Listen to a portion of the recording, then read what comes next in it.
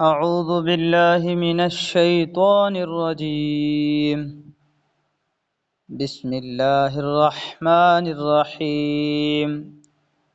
شروع اللہ کے نام سے جو سب پر مہربان ہے، بہت مہربان ہے۔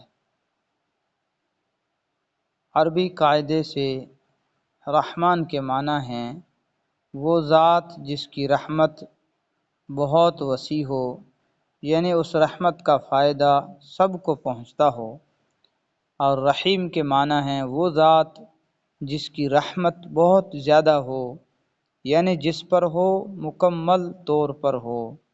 اللہ تعالیٰ کی رحمت دنیا میں سب کو پہنچتی ہے، جس سے مومن کافر سب فیض یاب ہو کر رزق پاتے ہیں اور دنیا کی نعمتوں سے فائدہ اٹھاتے ہیں، اور آخرت میں اگرچہ کافروں پر رحمت نہیں ہوگی، لیکن جس کسی پر یعنی مومنوں پر ہوگی، مکمل ہوگی کہ نعمتوں کے ساتھ کسی تکلیف کا کوئی شائبہ نہیں ہوگا۔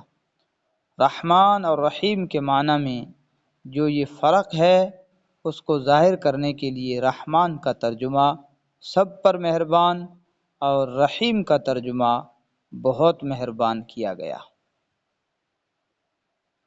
الحمد للہ رب العالمین۔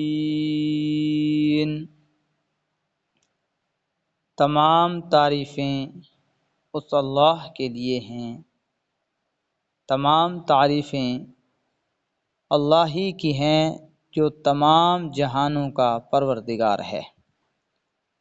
اگر آپ کسی عمارت کی تعریف کریں تو در حقیقت وہ اس کے بنانے والے کی تعریف ہوتی ہے، لہذا اس کائنات میں جس کسی چیز کی تعریف کی جائے وہ بالآخر اللہ تعالیٰ ہی کی تعریف ہے، کیونکہ وہ چیز اس کی بنائی ہوئی ہے۔ تمام جہانوں کا پروردگار کہہ کر اسی طرف اشارہ کیا گیا ہے کہ انسانوں کا جہان ہو یا جانوروں کا، سب کی تخلیق اور پرورش اللہ تعالیٰ ہی کا کام ہے، اور ان جہانوں میں جو کوئی چیز قابل تعریف ہے وہ اللہ تعالیٰ کی تخلیق اور شان ربوبیت کی وجہ سے ہے۔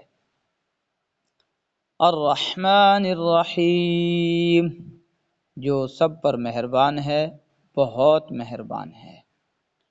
مالک یوم الدین، جو روز جزا کا مالک ہے۔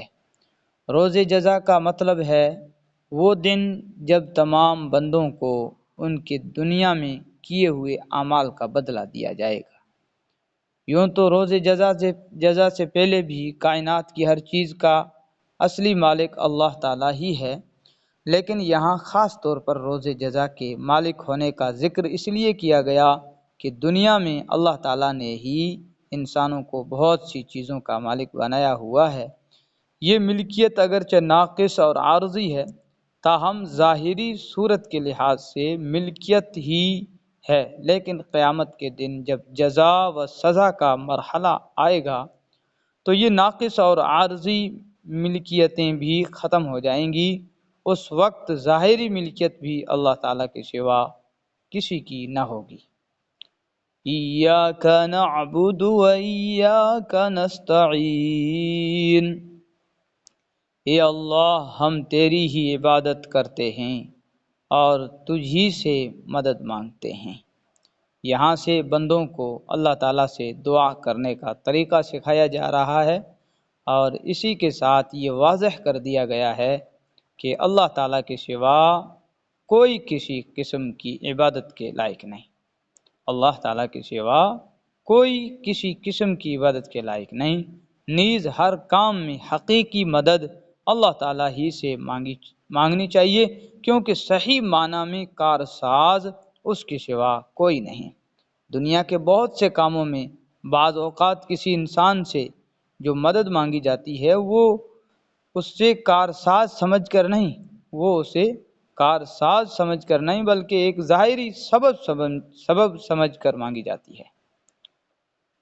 اہدنا الصراط المستقیم، ہمیں سیدھے راستے کی ہدایت عطا فرما۔